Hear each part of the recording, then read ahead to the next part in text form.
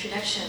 I have been doing research in South Korea since 1998, and so it's the first time I come to Korea as a representative of the Gender Research Center of the Chinese University. So it's a great honor for me to be speaking here today. In March this year, the Constitutional Court in South Korea upheld the constitutionality of the 2004 anti-prostitution laws. The laws, called the Punishment Act and the Protection Act, criminalize the purchase and sale of sex, any form of mediation thereof, and highlight the trafficking into forced prostitution. Sex worker rights and activists and their opponents protested in front of the Constitutional Court, as you can see here.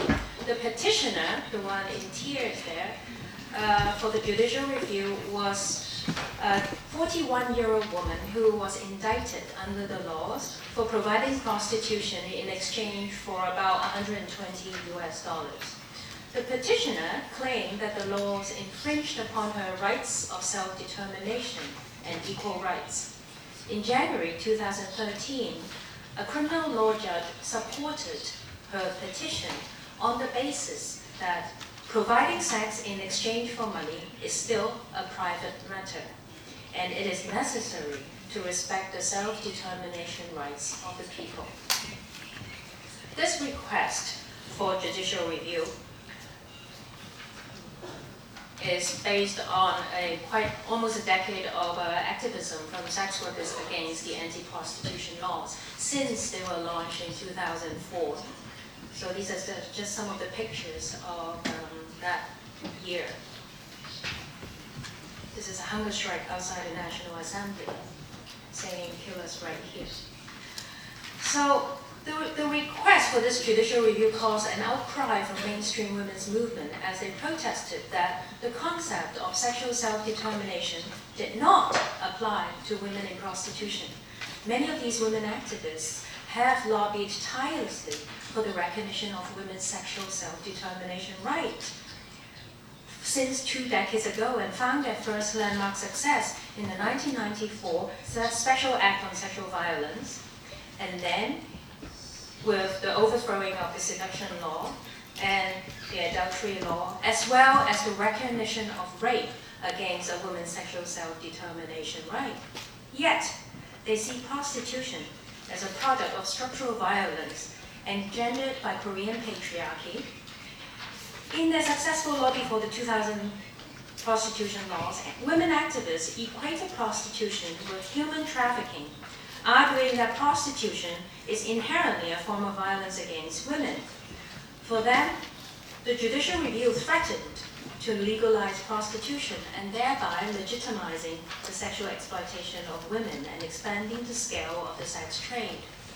Gail Rubin, in her proposal of the idea of the sex hierarchy, said that sex is always political, but there are also historical periods in which sexuality is more sharply contested and more overtly politicized. In such periods, the domain of the erotic life is, in fact, renegotiated. I propose that the debate around issues of prostitution and trafficking constitute one such renegotiation. Specifically, today I examine a paradox in the stream of legal changes in the criminal law regulating sexuality in South Korea since the 1990s, and locates such tensions within a particular formation of neoliberalism that I shall refer to as the neoliberal sex hierarchy.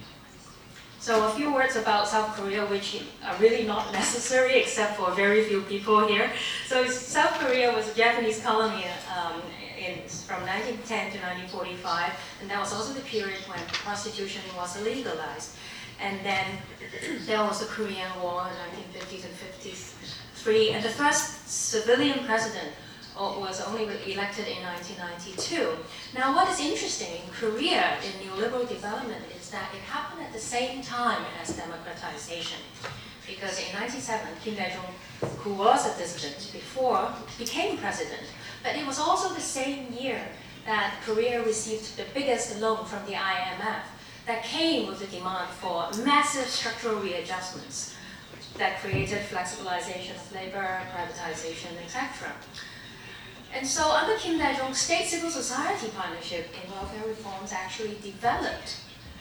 And in society in general, there emerged a newfound sense of personal freedom. So it is in this kind of context that I tried to look at what is happening in terms of sexual liberalization. Now, the women's movement has been a key player in the growth of social movements in South Korea. For many of the activists, women are not only victims of individual acts of violence, but victims of a patriarchal structure rooted in Confucianism.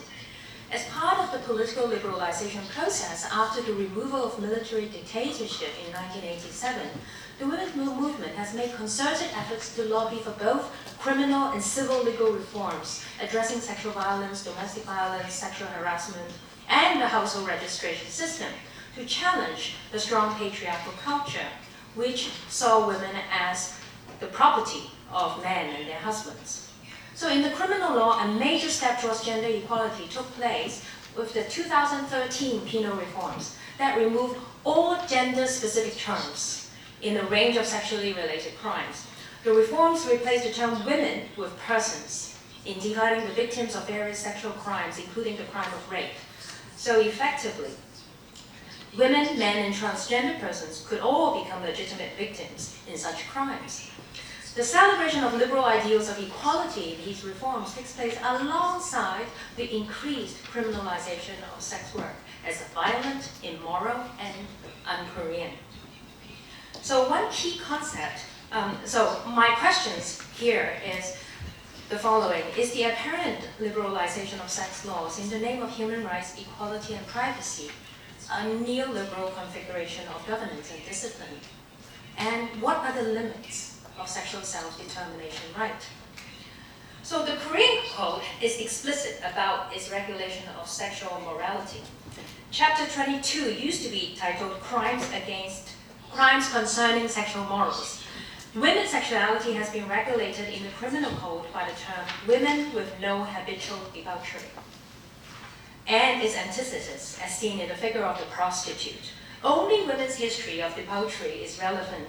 The law has no language for men with no habitual debauchery.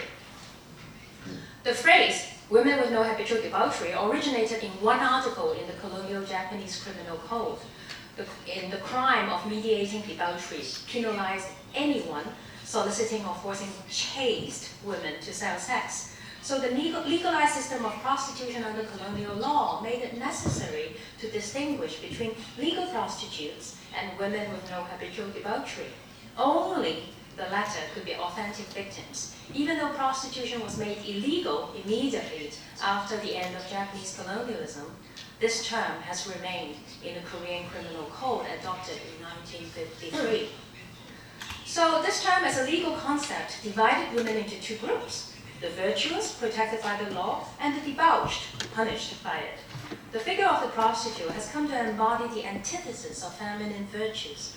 The post-colonial women's movement considered legalized prostitution a remnant of Japanese colonialism that needed to be purged. In other words, the prostitution abolition movement and the state regulation that it called for took shape within the post-colonial context of eliminating Japanese influence and restoring Korean virtues and morality in nation building.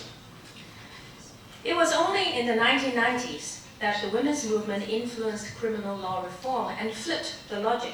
The law no longer would protect women from their sexual experience per se, but focus on their sexual self-determination right and coerced sex, the exception being sex work. Here, the law would protect the sex worker from herself.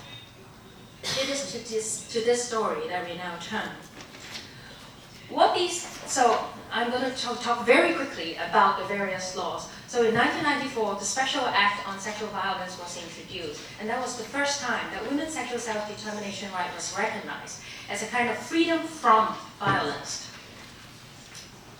In 1996, the crime against chastity was finally renamed crime of rape and sexual abuse. And in 2013, the Supreme Court finally recognized marital rape. And the statement actually said, maybe they see that married women are also women. And the third law that it has been changed is the seduction law, which is also formally called soliciting sex under the pretense of marriage. It means that if a man says to a woman, I will marry you, and then have sex with her, but then did not end up marrying her, he would be liable to this criminal charge. It was only in 2010 that the Constitutional Court found this unconstitutional for two major reasons. One, that is against gender equality, and second, it denies women's right to make their own sexual decisions. So with the removal of this particular law that actually also used the term women with no habitual debauchery, we got rid of the law. Now, with the term, sorry. And the fourth example is adultery law. Adultery law has had 5 judicial reviews since 1990. And in its second last time, it was upheld because the court said it protected marital relationships, even though it did limit individual rights. But it was finally repealed in February 2015, and it referred to the recognition of the free will and love of Korean citizens. This is one of the very first time that love in the context of romantic love was mentioned in a court decision. So what these criminal code reforms reflect is 3 things. Women's sexuality was not just about chastity for male honor, but an integral part of her autonomous being.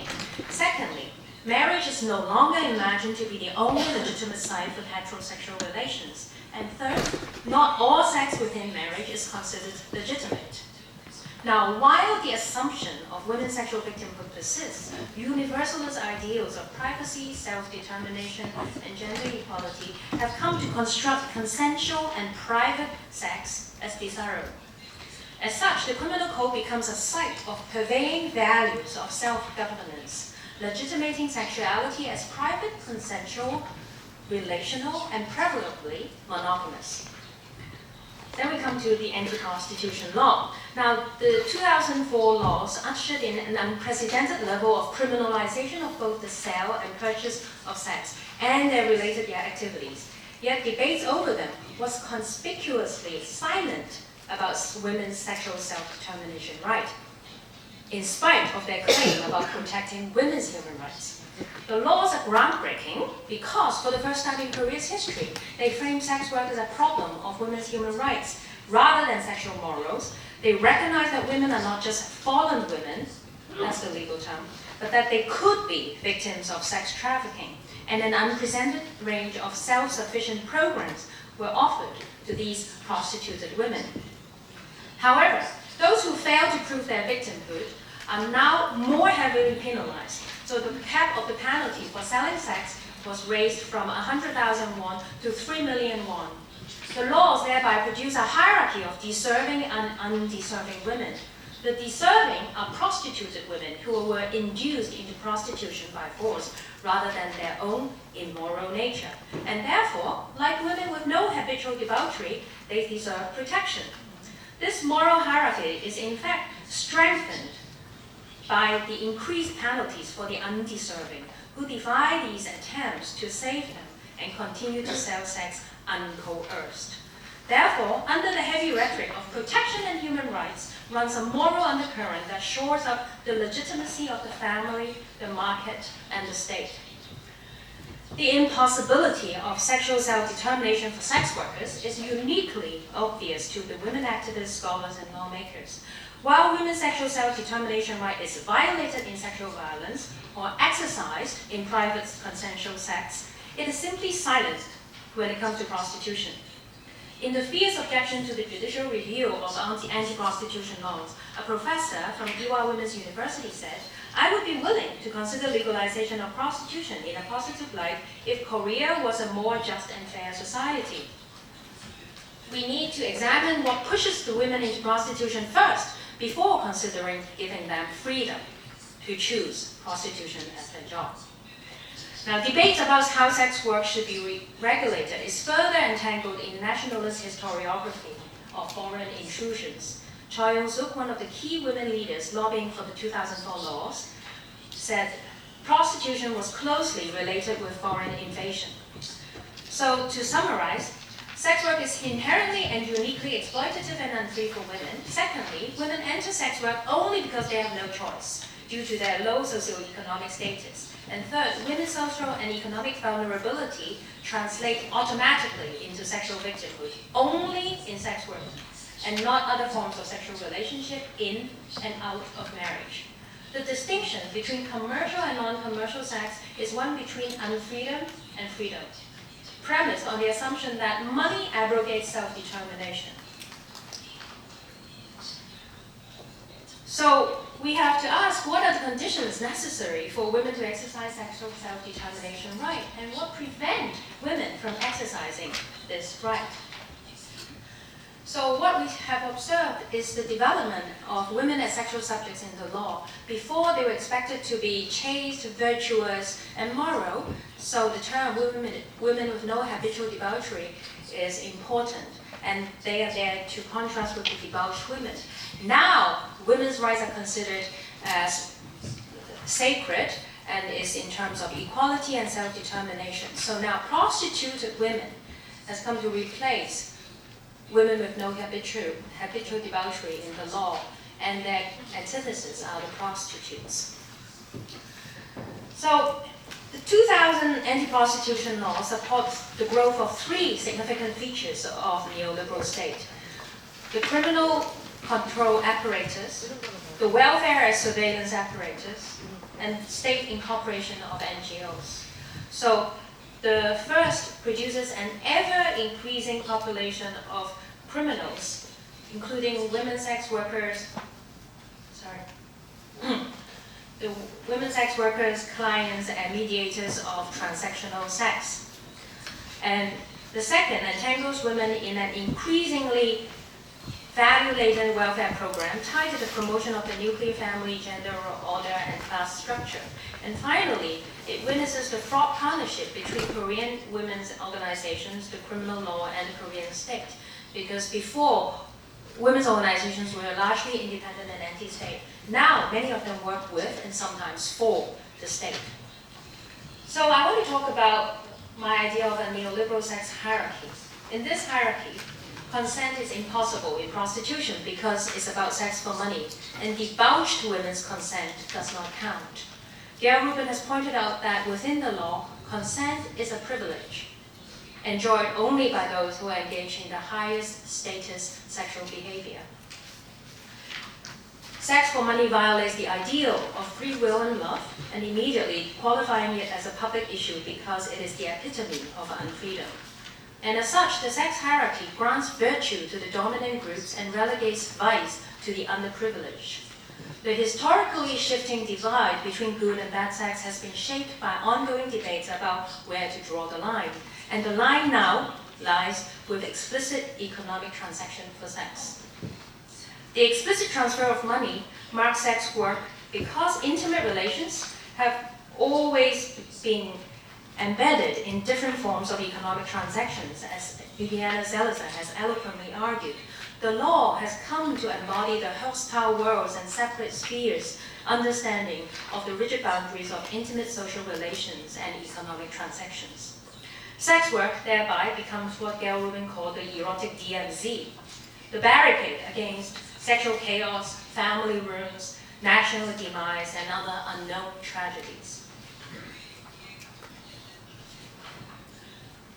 There's a curious structural exceptionalism to sex work when it comes to women's sexual self-determination right. As long as woman stays out of sex work, she belongs to the generalized group of women that are adequately socially, economically empowered to exercise their sexual self-determination right in having marital, premarital, and maybe even extramarital sex. However, when a woman engages in commercial sex, structural inequalities and poverty suffered by women constitute the only valid lens to predetermine her lack of agency. Such structural coercion is presumed to be the only reason for women's engagement in sex work, and therefore, sexual self-determination is irrelevant. A polarization of worlds is created. Commercial sex has come to bear all that is wrong with gender inequalities, capitalism, and foreign intrusions, while non-commercial sex now bears the mark of freedom, independence, and self-determination. So the criminal law's regulation of female chastity has shifted to policing the rigid moral boundaries between market and intimate domains. The language of victimization in the women's movement has embedded women sex workers in a gender nationalist discourse that inscribes women's sexuality as object of protection, symbolic of the nation's boundary and honor. While women activists claim that sex work was a product of violence, both sexual and structural, yet the measures taken only focus on the expansion of the criminal apparatus and rehabilitation of women into gender and class-appropriate positions. The claims of rights and self-determination have been narrowly contained within the activist vision of ideal middle-class heterosexuality, rather than recognizing the fundamental citizenship rights of Korean women.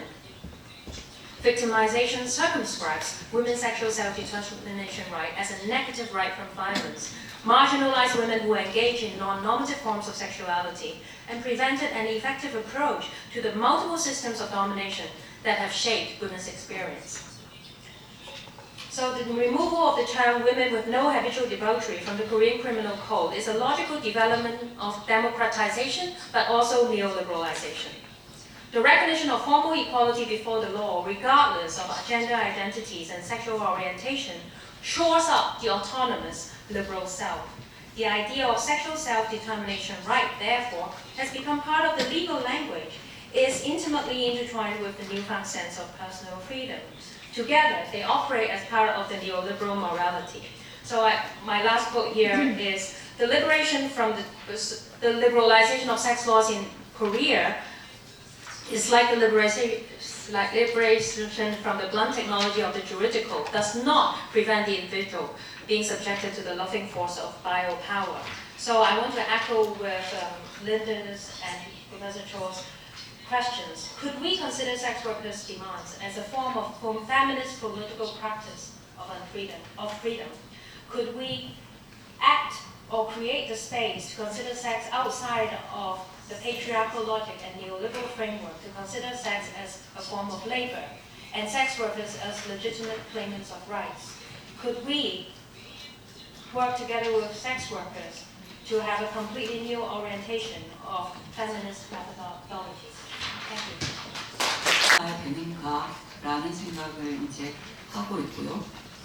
그다음 법률을 이제 따라가면서, 그것도 한국의 이 법률을 따라가면서 sexuality, 섹스와 관련해서 이제 얘기해 주신 것, 거기다가 이제 신자유주의를 같이 엮어서 얘기하신 것이 어떻게 보면 이 발표의 의미, 제가 생각하는 의미라고 생각하고요. 그리고 아까 이제 빨리 지나갔기 때문에 사실은 질문들이 중요한 질문들을 선생님이 제시하고 있는 것 같고요.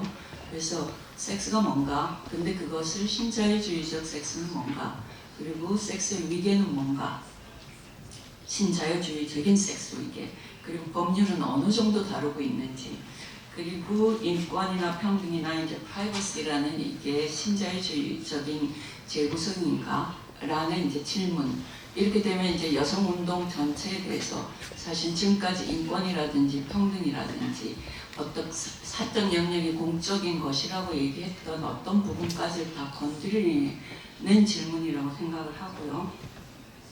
그래서 특히 이제 마지막에는 이제 성적 자기 결정권, 이것을 이제 여성들로 하여금 성적 자기 결정권을 행사하지 못하게 되는 조건이 뭔지, 그리고 그렇다면 이 무엇이 여성에게 성적 자기 결정권을 가지지 못하게 하는지, 무엇이, 이렇게 질문한 걸로 봤고요.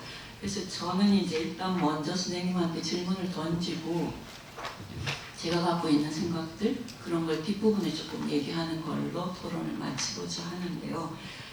PPT로 조금 이제 확실하지 않은 부분들이 선생님에게 시간이 좀 더 주어지면 이제 말씀하셨을 것 같은데, 일단은 이제 게일 러빈을 불러오셨고, 그래서 게일 러빈의 그 섹스에 대해서 사유하기라고 할까요? 그것을 이제 최근에 이따만한 일탈이란 책이 그렇게 많이 팔리게 된 한국에서 기이한 현상들이 일어나고 있는 2015년, 16년의 페미니즘은 정말 역동적인 것 같습니다. 그래서 조지현 선생님이 얘기하신 실천 이론이라든지 이런 것들이 이제 정말 그 깃발들이 박근혜 퇴진을 부르짖으면서 페미존에서 저도 이제 여의도를 점령하자라고 얘기했는데 사실은 그 생각은 오래전부터 있었고 그게 이제 성노동자들 그 매춘 노동만이 아니라 여성들의 노동을 성노동으로 보고 있고 제 책에서 이제 성이론이라는 책에서 이론하고 있는데 여성들이 생산자이기도 하고 노동자이기도 하다. 그렇다면 이 성체계가 만들어내는 가부장 체제가 만들어내는 이런 생산과 노동 이 부분에서 같이 합치자. 아까 첸실링 선생님 마지막에 어떻게 이 성노동자들이 페미니스트들로서 같이 할 수 있지 않겠는가라는 제안을 하신 것과 연관이 되는데요. 자, 그럼 질문으로 가면 일단 게일러빈식의 그 섹스 위계라는 것과 신자유주의적 섹스 위계 선생님이 생각하시는 그 차이가 뭔가 그리고 연결점은 뭔가 근데 그게 이제 어떤 대안으로 지금 이로틱 DMZ 그러니까 비무장지대를 얘기하신 거라서 그 부분에서 이 지금 한국 사회에서 일어나고 있는 신자유주의적 섹스 위계의 패러독스라고 하는 역설일까 모순일까 이런 지점에 대해서 대안으로 그 게일러빈을 얘기하고 있으신 건지 그러니까 어떻게 보면 성전쟁이라고 할 수 있는 게 한국 사회에서도 성노동, 성매매 방지법 이후로 이제 나오게 된 거라고 저는 생각하고요. 그러면 그 성전쟁이라고 할 수 있는 어떤 측면에서 지금 게일러빈과 신자유주의적 섹스 위계라는 게 맞닿아 있는 측면도 있을 텐데 어떻게 생각하시는지. 두 번째는 이제 성적 자기결정권이라는 걸 대안으로 보시는지라는 질문인데요. 말하자면 이제 선생님이 던진 질문 3에서 성적 자기결정권의 필요 조건들을 얘기하셨는데 그때 그러면 성적 자기결정권이라는 것이 여전히 이제 우린 대안일 수밖에 없는 지점도 있거든요. 법률에 대해서는. 그럼에도 불구하고 매춘방지법에 와서 성특법에 와서는 실제로 이제 이게 적용되지 않는다는 게 이제 선생님의 그 주장이시고 그렇다면 이 부분에서 특히 이제 신자유주의적인 통치성이라고 얘기했을 때 그 통치성에서 이제 대응 방안이라는 것이 성적 자기결정권이라는 걸로 할 수 있는가 그게 충분한가라는 저의 질문이 결국은 그러니까 법제적인 테크놀로지라고 마지막 얘기하셨던 그 부분에서 법률이라는 것에서는 성적 자기결정권을 가지고 싸워야 될 부분이 있겠지만 실제로 법률 내와 법률 바깥 이것을 생각한다면 성적 자기결정권에 대해 선생님은 어떻게 생각하시는지 이제 그 질문인데 결국은 여성운동이 어떤 면에서는 이제 성주류화라고 했던 것과 그 다음에 이제 국가 페미니즘이라고 얘기할 정도의 이제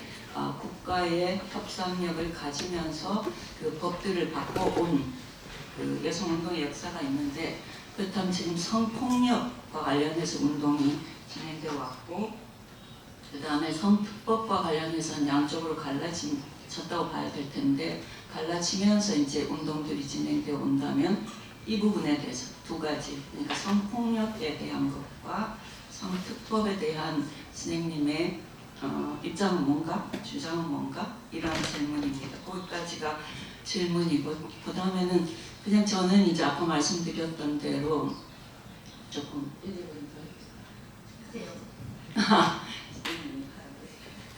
네, 일단은 감성경제 섹슈얼리티라고 얘기했을 때 오늘 전체 주제가 페미니스트 정치학입니다.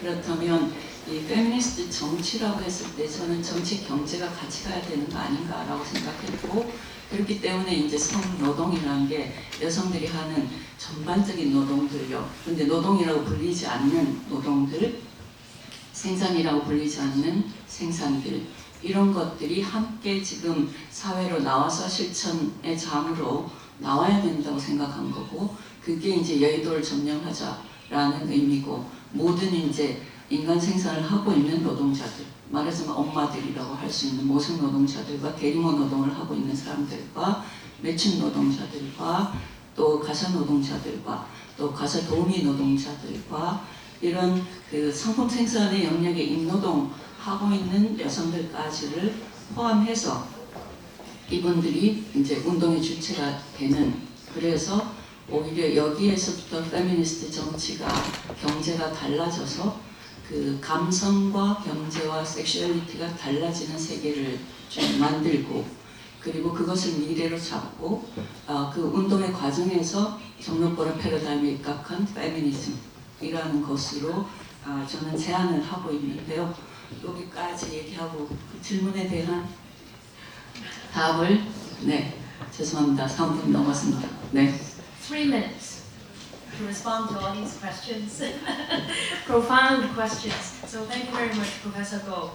And Professor Go is I respect Professor Go a great deal because of her work on sex work and her courage in defying mainstream feminist activists in South Korea.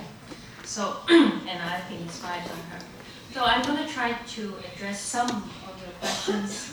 And I think what I tried to propose with the idea of neoliberal sex hierarchy is something that captures not what is happening only in South Korea, but also in many other places, including the United States, which is one of the key purveyor of the anti-trafficking campaign as anti-sex trafficking efforts. So what we are observing now is very interesting, because now we have all this talk about equality and rights and freedom, right? So we are fighting for gender equality, we are fighting for sexual freedom, we are fighting for gay marriage. All these things sound fantastic. But if you look at the content of what is being fought for, there is an underlying assumption of a certain nuclear, monogamous, middle-class, respectable family lying in them. So this is the kind of neoliberal sex hierarchy that is being created. So if you belong to that new good sex level, then you're well protected and you deserve rights. But if you actually involve in money for sex, because money in neoliberalism should be something only about public pursuits in the public sphere. Everybody should be fighting for yourself and be self-enterprising outside of the private sphere. And the private sphere is about emotions and then sex. If you mix these with sex, then you are violating the core of neoliberalism, because neoliberalism relies on the private sphere to absorb all the things that the state is now dropping off its shoulders, including social welfare, including care for the aged, care for the young, and care for the sick. So they need it. The family is core to the survival of neoliberalism, and that's why sex becomes this sort of linchpin that they have to hold on to. So this is my theory about it, and I do think that this is a continuation of the sex wars that that Gail Rubin wrote in, and I do believe that human rights are not sacred. I think that we should use human rights smartly and strategically, because that's what human rights are, right? They are instruments for us to fight for what we want. And we could have a lot of debates about what the content of the right is, just like what feminism should be, as Linda said. But I think my paper is trying to encourage some critical reflection among Korean feminists and others to think, why did sexual self-determination rights stop at sex work, stop at the exchange of sex for money? What are the justifications for it? And so is that so these are the basis for which I think I would like to call on, because this morning there was some amazing discussion about radical imagination that we need as feminists, and that's why I think this is one way, right? This is one way for us to radically reimagine what our lives could be, what freedom is made of. Thank you.